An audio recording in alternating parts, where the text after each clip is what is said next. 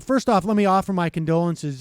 This is obviously a very tragic time for you folks down there, and it's a shame to speak to you under these circumstances.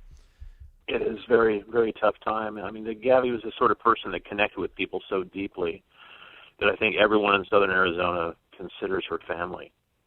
So we're all really hurting right now, but the incredible thing is nobody is calling for revenge. Nobody is speaking from anger or hatred. People are speaking up with hope, reconciliation, and really determined that we must change our politics now so that nothing like this can ever happen again.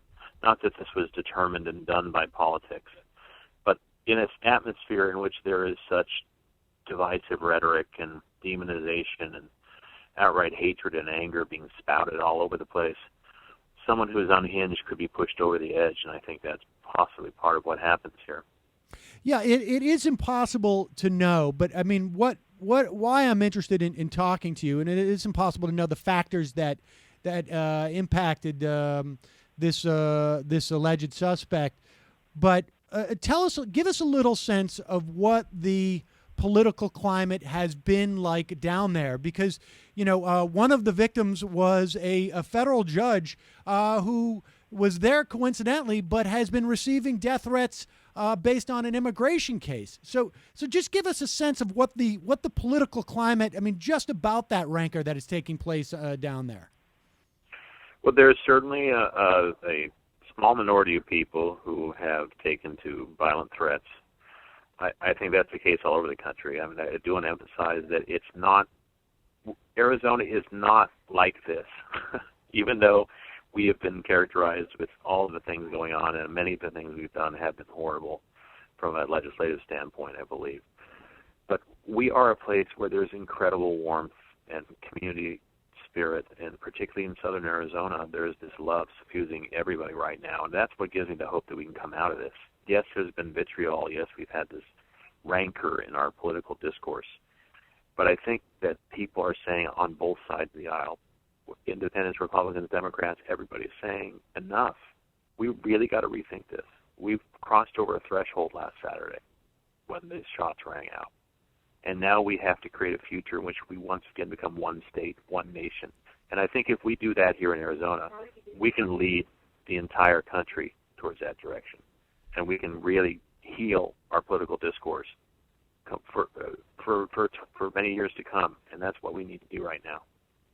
Yeah, I mean, I don't think the country has a sense that there's something particularly uniquely polarized about Arizona necessarily, but I mean, we do have a situation where the one of the windows of Congresswoman Giffords' office was smashed following a health care vote, which is almost. I mean, it's a bizarre juxtaposition between the idea of a healthcare vote and some type of violent act of retribution there. I mean, obviously this is a shock, but was there a sense on the ground there in the Tucson area that we hadn't seen the end of this type of violent response to our political process? I think there hasn't been a unified enough condemnation of that kind of horrible behavior. You cannot threaten violence because you disagree with somebody politically. You just simply cannot. But I think this is the sort of shock, and as horrible and tragic as it is, I think this is how we rise above it and how we find some meaning in it, is that this is what it takes to finally get us to understand that in this democracy, we must disagree amicably with each other, and recognize that when we are in public office, we are trying to serve our society, and we may disagree on how to do that. But we have to honor the fact that we are willing to serve, and we're doing the best that we can.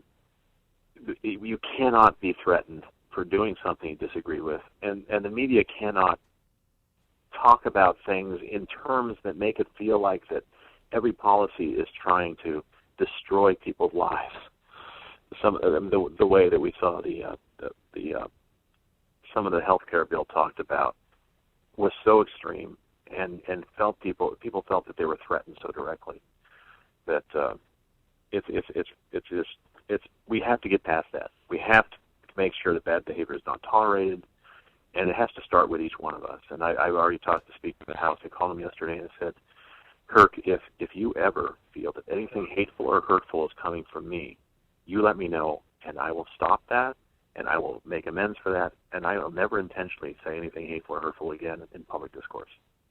We all need to take that pledge in public office, and as citizens, I think we need to take a pledge also.